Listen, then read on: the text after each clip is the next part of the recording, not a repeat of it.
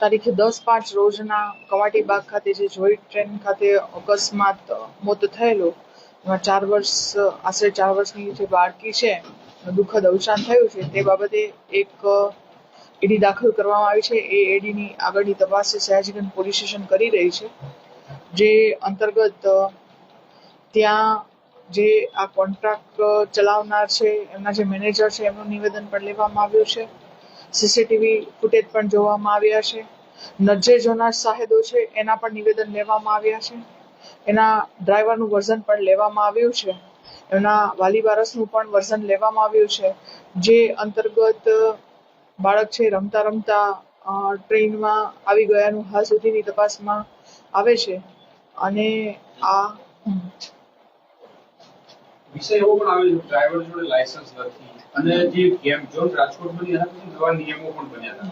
એ નિયમો ફોલો થઈ ગયા હતા, એને ધ્યાનમાં લઈશું. હા, એ તમામ નિયમોનું ફોલોઅપ છે કમિટી દ્વારા જે નિર્ણય લેવામાં છે એનું ચકાસણી 4 દિવસ પહેલા જ કરવામાં આવી હતી.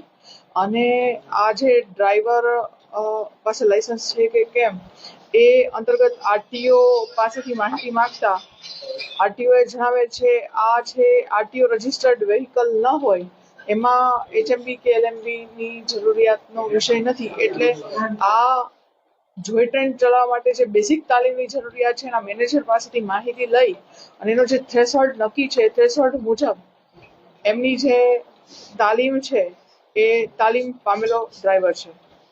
જે રીતે જોઈ ટ્રેન ચાલી રહી હતી, કેમેરા બધા જ બંધ હતા. બેદરકારી આંખમાં પણ દાખવી શકે, કારણ કે જે રીતની ટ્રેનમાં સીસીટીવી કેમેરા રાખવામાં આવ્યા હતા, જો સીસીટીવી કેમેરા હોત તો યોગ્ય માહિતી મળી શકતી. હા, એ તપાસનો વિષય ચાલુ છે. આપે શું દાખલ કર્યું છે?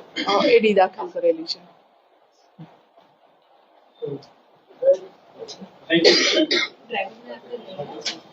પૂછપરછ માટે